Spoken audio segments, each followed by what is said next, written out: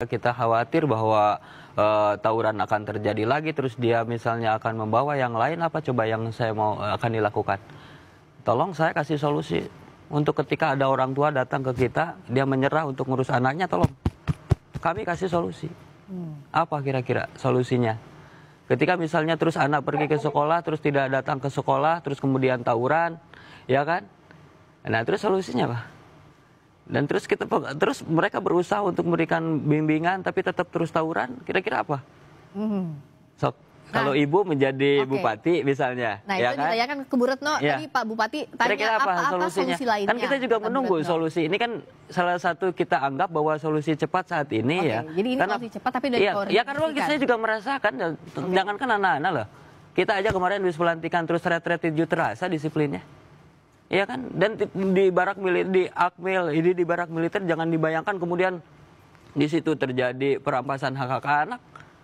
Orang dia diperlakukan seperti seorang anak. Hak pendidikan. Hak pendidikannya sama kan gitu. Kerjasama dengan dinas pendidikan tadi. Dengan dinas pendidikan, semua instansi juga di situ juga terlibat kan gitu. Apalagi sekarang ini moto dinas Hari Pendidikan Nasional.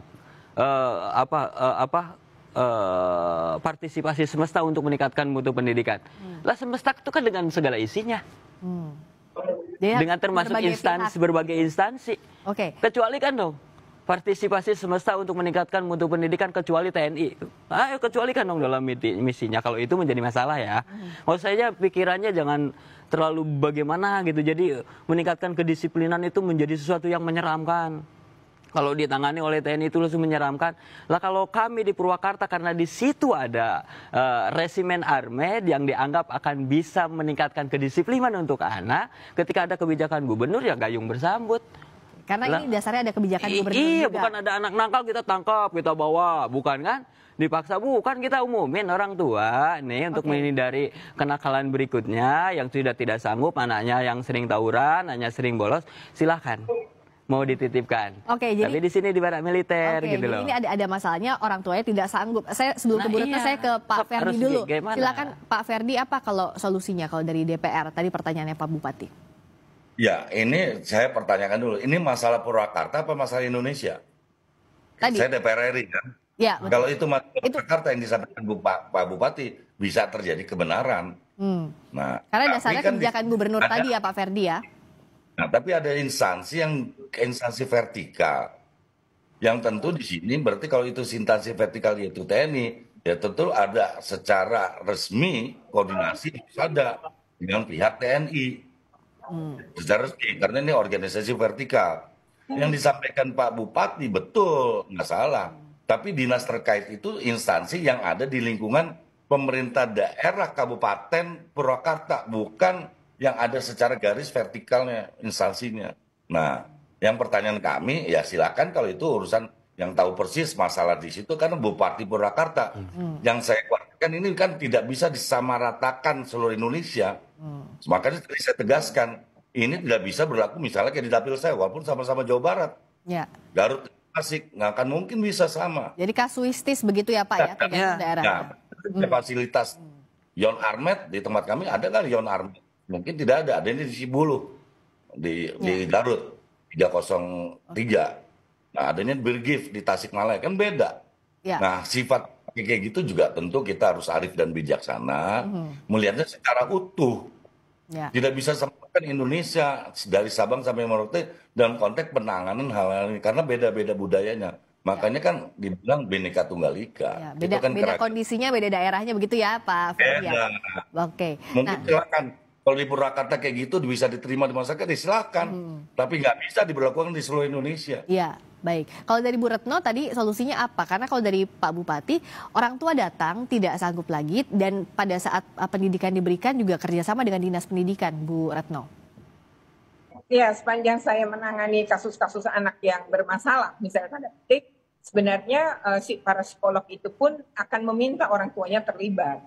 Jadi karena ini kesalahan anak biasanya nggak berdiri sendiri. Jadi memang ada keterlibatan. Jadi orang tuanya ikut di assessment dan ikut juga mendapatkan terapi psikologi untuk berubah. Oke, jadi orang tua juga cuma diajak si anak.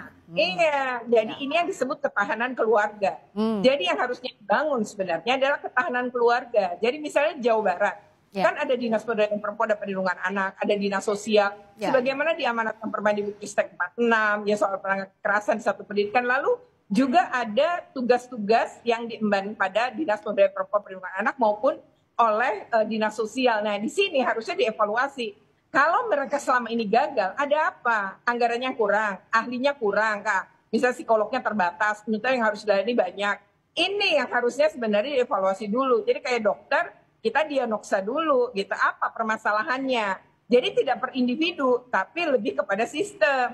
Apa yang sudah dilakukan oleh pemerintah daerah, ini harusnya evaluasi dulu. Lalu yang kedua, saya sepakat dengan Pak Ferdi, sebenarnya tugas dan fungsinya milik tentara itu apa? Ya, lalu kemudian di dalam Undang-Undang Sidiknas saya dapat tugas pendidikan kan hanya Kemenak dan Kemendikbud gitu kan, Kementerian Pendidikan yang disebut. Nah, tapi kan tidak ada TNI dalam hal ini gitu. Lalu bagaimana kurikulumnya? Dan satu lagi, ini menurut saya tidak ada kemudian dengan stakeholder pendidikan termasuk Kemendikbud. Jadi yang misalnya gini, anaknya mau 6 bulan sampai setahun. Bagaimana? Kemudian status Dapodiknya udah lapor belum? Lalu gimana kalau kemudian mereka misalnya pembelajarannya tadi datang efektif enggak? Bagaimana sebenarnya pemenuhan hak-hak mereka gitu ya kemudian atas pendidikan? Karena anak-anak berhadapan dengan hukum sekalipun dan kemudian dihukum sekalipun oleh pengadilan, mereka hak atas pendidikan tetap dipenuhi dan ada tatap muka, ada proses itu dan tidak melulu pendisiplinan secara militer ya Mbak ya. Oke, tadi hak pendidikan yang disoroti termasuk juga pelibatan orang tua. Diberikan, kita berikan, tidak ada yang dirampas hak pendidikan mereka. Jam-jam pelajaran-pelajaran mata pelajaran yang biasa di sekolah didapat, ya kan? Terus juga orang tua juga sama. Terus mereka di hari pertama konseling, psikolog tanya satu-satu problemnya apa, semuanya kita pelajari, semua kita libatkan. Terus mereka psikolog komunikasi sama orang tuanya. Tapi kan ini menurut saya menjadi sebuah darurat real yang terjadi di siswa kita. Tawuran, ada berhenti nggak kita cerita tentang tawuran? Ada nggak sih kekhawatiran kita ketika tawuran itu memberikan efek buruk pada yang lain? Apalagi di Purwakarta menurut saya sangat darurat. Kenapa? Karena sebelum lama ini ya kita tahu sendiri tawuran antara anak SMP saling bacok, ya kan? Ya kan? Terus yang kedua, yang baru yang terakhir ini seorang anak yang dari bayi merah diurus sama kakeknya, dia pergi malam pulang pagi ditegur langsung disiksa, dibacokin tuh kakeknya. Jangan terlalu detail kita ya artinya ini kan menimbulkan efek buruk terhadap siswa yang lain. Ya. Nah bibit dari situ apa? Karena mereka tidak disiplin. Tidak disiplin, misalnya dia ketika sekolah dia tidak disiplin, ketika dia misalnya bangun pagi tidak disiplin, dia tidak menghargai waktunya, tidak menghargai temannya, tidak menghargai orang tuanya, kan gitu, tidak menghargai sesamanya. Ini menjadi sebuah cikal bakal kemudian mereka bertawuran, kan gitu. Sama apa yang sampaikan dengan Pak Gubernur itu sama, kan gitu ya. Jadi ini kan cikal menjadi sebuah cikal kriminalitas yang dilakukan. Tadi kan untuk anaknya ya Pak ya. Nah untuk orang tuanya apakah akan dilibatkan juga untuk pendampingan psikologi karena bicara ketahanan keluarga tadi? Selanjutnya harus, karena kan kita setelah selesai kalau dianggap nih anak ini sudah mulai disiplin, dikasih buku saku, kasih tanggung jawab, nak, setelah dari sini tolong ajak ya temennya. Ini kan sebenarnya kan hanya mindahin dari lingkungan yang dianggap kurang baik menjadi lingkungan baik, lingkungan yang negatif yang dengan teman-temannya kita pisahkan dulu ke lingkungan yang positif. Gitu loh. Nanti lo setelah dari sini nak, kamu ajak temen yang lain ya, bangun pagi ya, pagi olahraga ya, sekolah tepat waktu, belajar rajin ya, terus pulang sekolah langsung pulang ke rumah, ajak temennya. Kamu ajak si anu.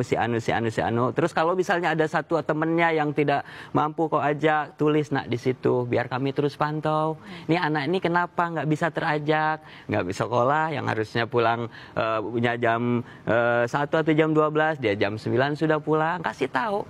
Jadi semuanya dalam pantauan gitu. Dan kita perlakukan dia menjadi seorang anak, bukan seorang kriminal, Bukan seorang anak nakal kita perlakukan, dia perlu perhatian khusus saja.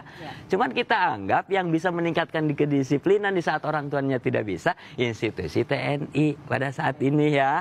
Menurut kita orang Purwakarta loh ya, kita nggak tahu secara nasional kan kita bicara saya Purwakarta.